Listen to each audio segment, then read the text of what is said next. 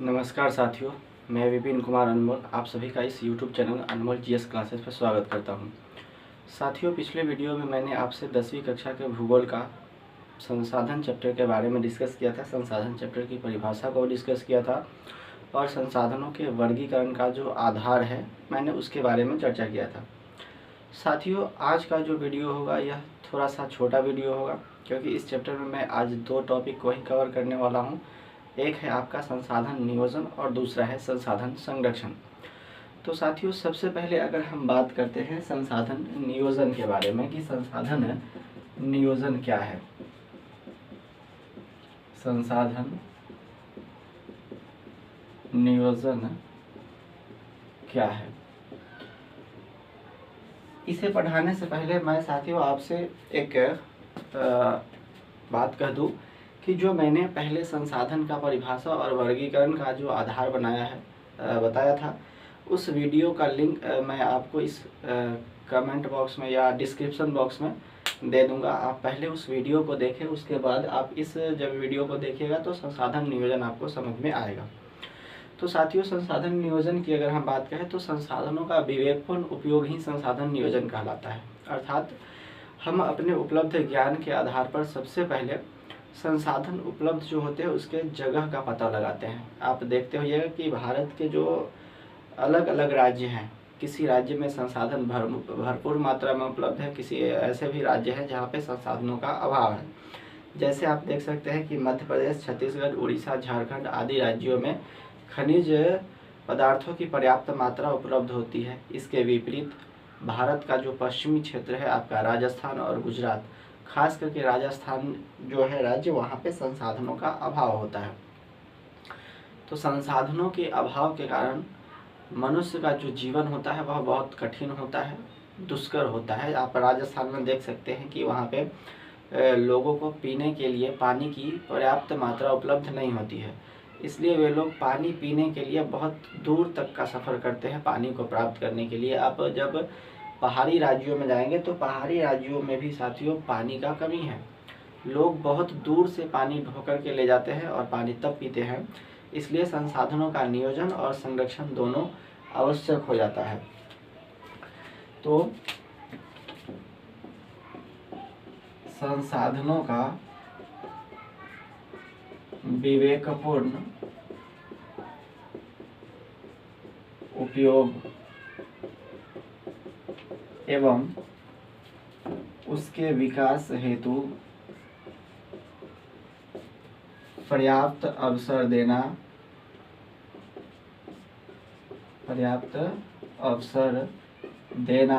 संसाधन नियोजन कहलाता है।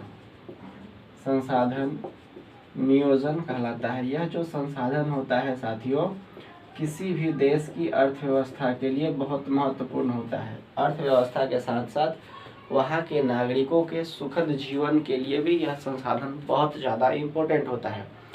अब बात आती है कि जब यह संसाधन हमारे लिए बहुत इम्पोर्टेंट है तो संसाधनों का हम नियोजन किस तरीके से कर सकते हैं, संसाधनों के नियोजन की प्रक्रिया क्या है। तो साथियों, अब बात आती है संसाधन के नियोजन की प्रक्रिया। देखिए इसे संसाधन नियोजन की प्रक्रिया। सबसे पहले संसाधनों का नियोजन करने के लिए साथियों हम लोग क्या करते हैं कि संसाधन जिस क्षेत्र में, जिस किसी राज्य में यह संसाधन उपलब्ध होता है, हम उस राज्य का पता लगाते हैं, उस राज्य का सर्वेक्षण करवाते हैं, उस इलाके का सर्वेक्षण करवाते हैं कि अमुक राज्य में वह किस क्षेत्र में उपलब्ध है। जब संसाधन का हमें पता चल जाता है कि वह इस क्षेत्र में उपलब्ध है, उसके बाद हम लोग उसके गुण और उसकी मात्रा का अध्ययन करते हैं, क्योंकि किसी भी संसाधन का उपयोग करने के लिए सबसे पहले उत्पादन करना जरूरी है, और उत्पादन करने के लिए यह जानना जरूरी है कि वहाँ पे भंडार कितनी मात्रा में है। भंडार और गुण जब आपको पता होगा, तब जब उस जगह पे इन्वेस्ट करेंगे तो आपको मुनाफे की संभावना अधिक होगी। अगर आप भंडार का पता नहीं लगाते हैं, अगर आप उस संसाधन के गुण का पता नहीं लगाते हैं और पैसा लगा देते हैं, तो हो सकता है कि आपको घाटा हो। क्यों?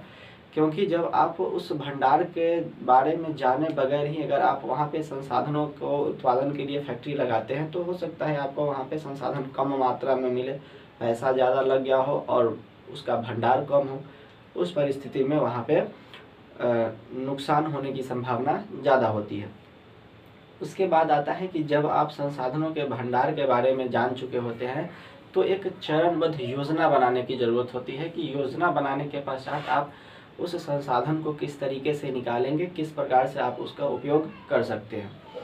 जब हमें उस संसाधन की योजना की जानकारी हो जाती है, जब हमें उस संसाधन की योजना की जानकारी हो जाती है, तब हम क्या करते हैं कि सबसे पहले उस संसाधन को वहाँ से निकालने के लिए तकनीक का इस्तेमाल करते हैं, तकनीक की पूर्ति करते हैं। सबसे पहले तकनीक आप लाएंगे, जैसे मान लेते हैं कि हमें कोयला खदान से कोयला निकालना है। मुझे कोयला के भंडार के बारे में पता चल गया कि हाँ, वो इतना टन भंडार में है, उपलब्ध है। तो उसके लिए हमें जो मशीन चाहिए, पहले हम उस जगह पे मशीन को लाएंगे। मशीन जब हमारे पास उपलब्ध होगा, यानी कि जब तकनीक उपलब्ध होगा, तब हम कुशल मजदूरों की खोज करेंगे। कुशल मजदूरों को जब हम ले आएंगे, तब जाकर के आप उस संसाधन का इस्तेमाल कर सकते हैं, उत्पादन आप शुरू कर सकते हैं। तो फर्स्ट जो आपका पॉइंट था, संसाधन नियोजन हेतु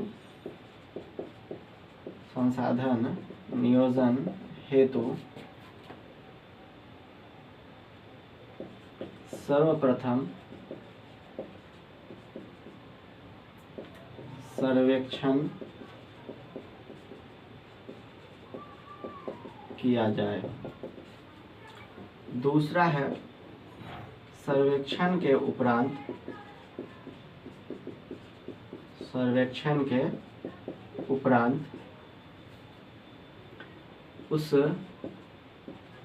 उसके भंडार और गुण का पता लगाया जाए। तीसरा है कि जब आप गुण का और भंडार का पता लगा लेंगे, तो एक योजना, चरणबद्ध योजना बनाएं। चौथा है कि आवश्यक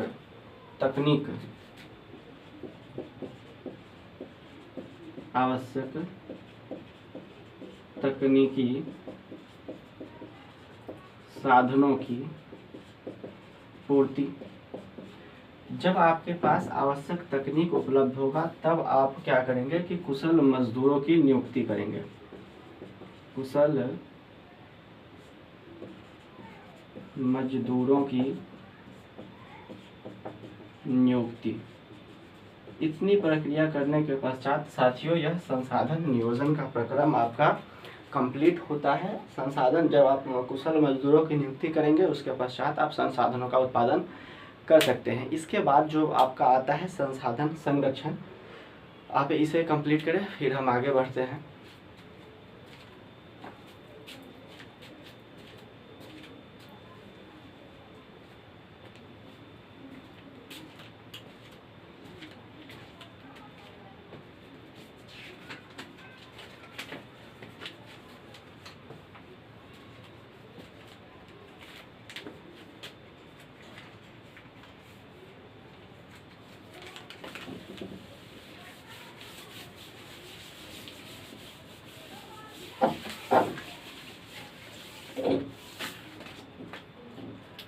अब बात आती है संसाधन संरक्षण के बारे में।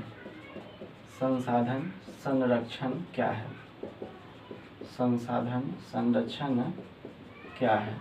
तो साथियों, अगर हम संसाधन संरक्षण के बारे में बात करें, तो यह होता है आपका संसाधनों का इस तरीके से इस्तेमाल कि आने वाले भविष्य के लिए भी हम उसका बचत कर सकें। अर्थात ये कि संसाधनों का सावधानी पूर्वक उपयोग इस तरीके से हम करते हैं कि हमारे आने वाली पीढ़ियों के लिए वह संसाधन पर्याप्त मात्रा में उपलब्ध हो। संसाधन संरक्षण कहलाता है। अगर संसाधनों का संरक्षण नहीं किया जाए, अति दोहन करने से क्या होगा साथियों कि संसाधन बहुत जल्द समाप्त हो जाएंगे और आने वाले भविष्य में लोगों को अधिक से अधिक कठिनाई होगी। किसी भी देश के अर्थव्यवस्था के लिए यह संसाधन बहुत महत्वपूर्ण होता है। जैसे आप देखते होइएगा कि कोयला, पेट्रोल और प्राकृतिक गैस, इन संसाधनों के द्वारा आज देश की अर्थव्यवस्था चल रही है। इन्हीं संसाधनों के द्वारा देश में बहुत सारे बड़े बड़े फैक्ट्रियों का उद्योग लगाया जा रहा है। अगर ये संसाधन नहीं होंगे तो इनसे ये फैक्ट्रियां जो चलती है वह धीरे धीरे बंद हो जाएंगी। संसाधनों का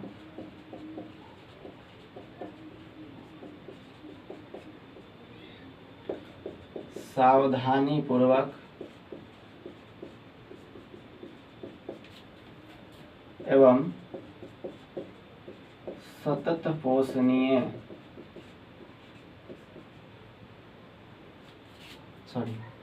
संसाधनों का सावधानी पूर्वक इस प्रकार उपयोग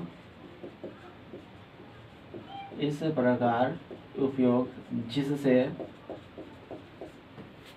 आने वाले भविष्य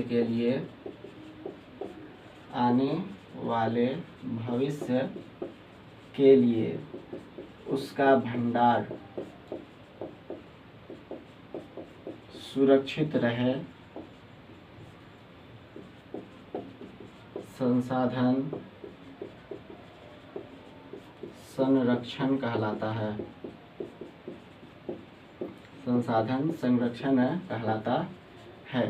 अब बात आती है कि संसाधन संरक्षण के लिए हम लोग कौन कौन से उपाय कर सकते हैं। संसाधन संरक्षण हेतु उपाय।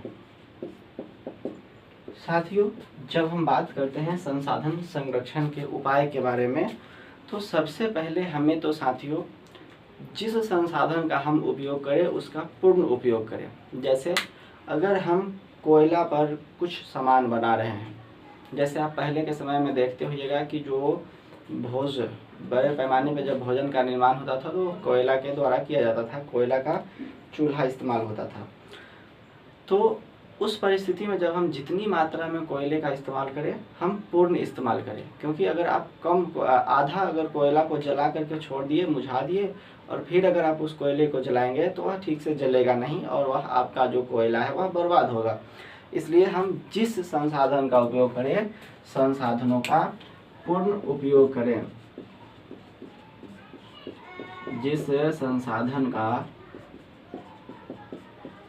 उपयोग करें उसका समुचित उपयोग हो। समुचित उपयोग। दूसरा होता है साथियों कि आप नवीकरणीय संसाधनों का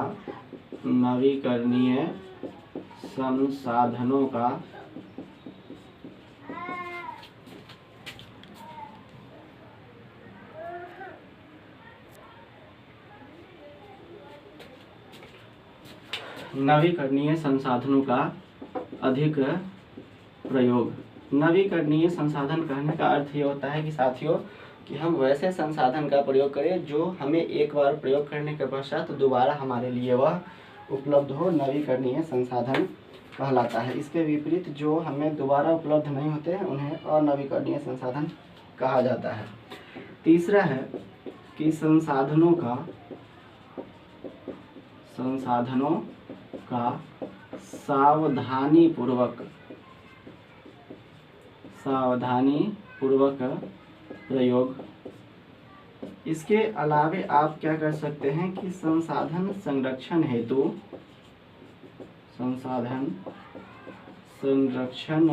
हेतु समाज में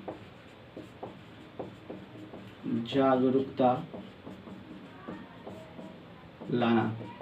आप समय समय पर कार्यक्रम चला करके संसाधनों के संरक्षण के लिए समाज को आगे बढ़ा सकते हैं। और एक पॉइंट और बनता है आपका संसाधनों का सतत